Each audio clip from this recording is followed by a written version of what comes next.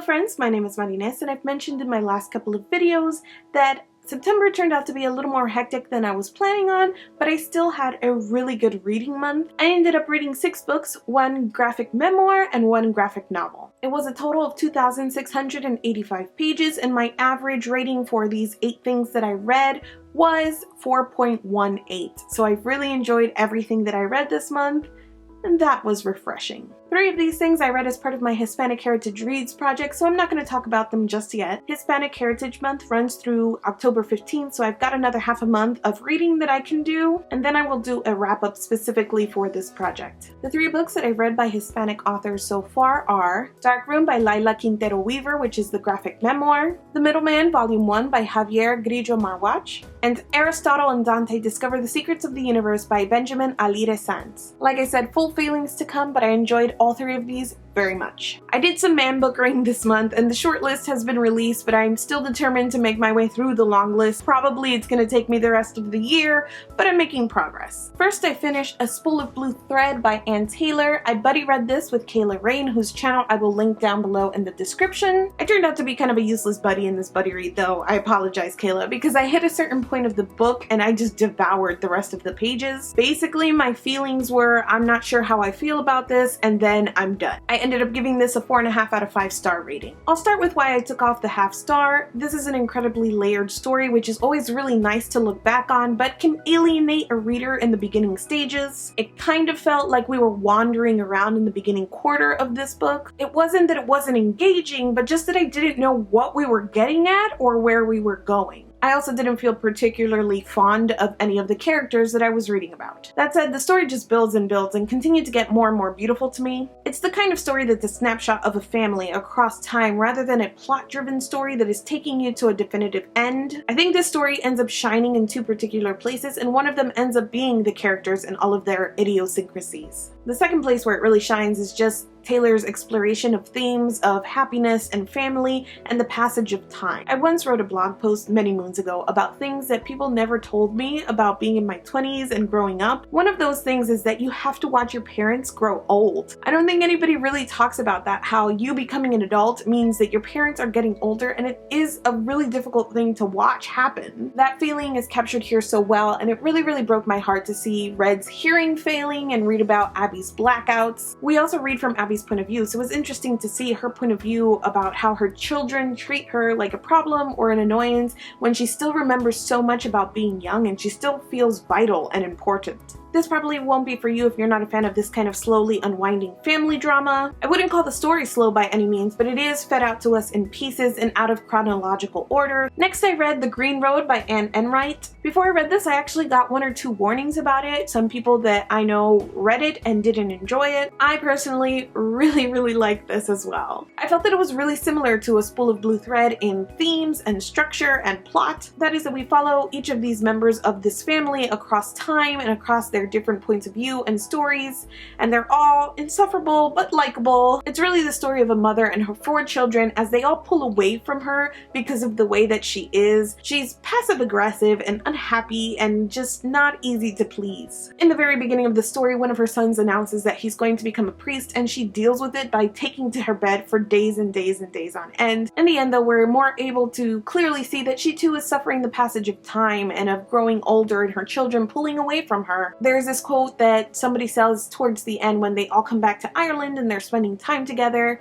about the house that they grew up in. So many things happened in this place and nothing much happened. That is so true to ordinary life. It can feel like so much happens to us personally, but when we look back on it in retrospect and in a bigger view, world view of things, it can feel so trivial and like nothing at all. For that reason though, I feel like that's why people may take issue with this story. A Spool of Blue Thread does also tell the story of a family, but it felt a little sensational at places. It was more interactions and people that felt out of the ordinary. For instance, the patriarch of that family, the Whitshanks, is seduced by a 13-year-old girl, and that ends up being his wife later on in the story. He also builds his dream house, and through some trickery gets the people who bought the house to move out, so then he can take over the house. So there's these little things that just have a sensational feel to them, where the actions in the Green Road seem a little bit more ordinary, and that kind of you know, a lot happened but not much happened. It may come off as boring to some people, but again, I was totally fascinated. In the first half of the book, Enright jumps around in time and in perspective, and we follow each of the children and the mother,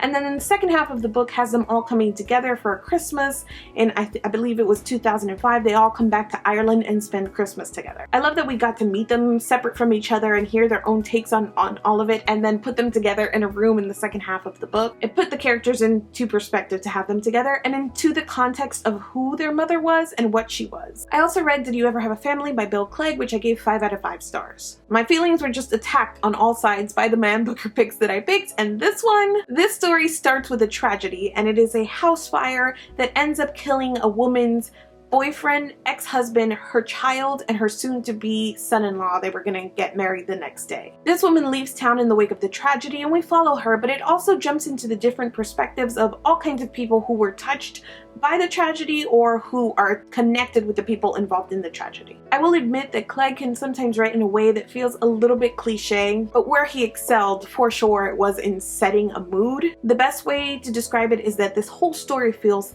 thick with grief. I have to say that I absolutely love the way that as I was reading, I started to think that something else was going on with the story, that there had to be something else going on here. What caused the fire? Who was involved? How did it all play out? As these questions get answered throughout the story, it really put into perspective that we as a reader turn out to be very much like the gossiping and whispering folks of this small town. I also love that each point of view that we followed infused the story and the larger tragedy with a bit of their own personal tragedy. It could have easily played as what I call tragedy porn, but it never felt that way to me. I think Clegg did a good job of keeping it very human. Spouses die, spouses get cancer, children pull away from their parents, they dabble in drugs.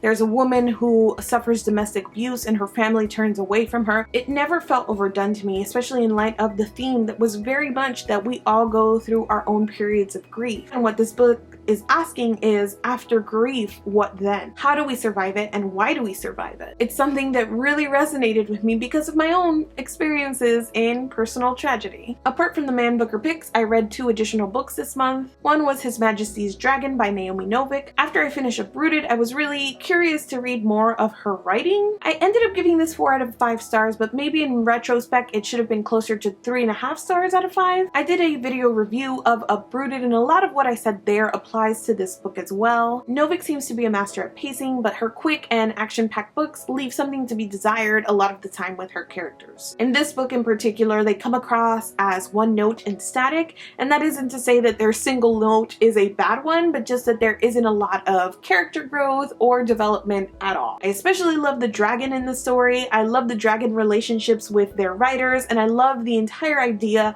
of a dragon as a warship. All of those elements were really, really nice, even if some of the plot points got a little loosey-goosey, especially the side plots, but overall was very enjoyable, very quick read. Next, I finally finished the Daughter of Smoke and Bone trilogy when I finished Dreams of Gods and Monsters. I ended up giving this book a 4 out of 5 stars as well. I didn't expect to like this series as much as I did because it has a lot of stuff that doesn't usually work for me. She is very flowery, very verbose though, so if that isn't your thing, beware. I found that I really liked how the story ended. I know that some people had a little bit of an issue with the way that it ended because there was an open storyline, one storyline in particular that she left open. Considering everything that these characters are going through and the type of epic battle that she created and the problems that they were facing across 3 books, if it had ended any cleaner, it would have felt totally manufactured and artificial. So I really like that she left this one storyline open, as if to say,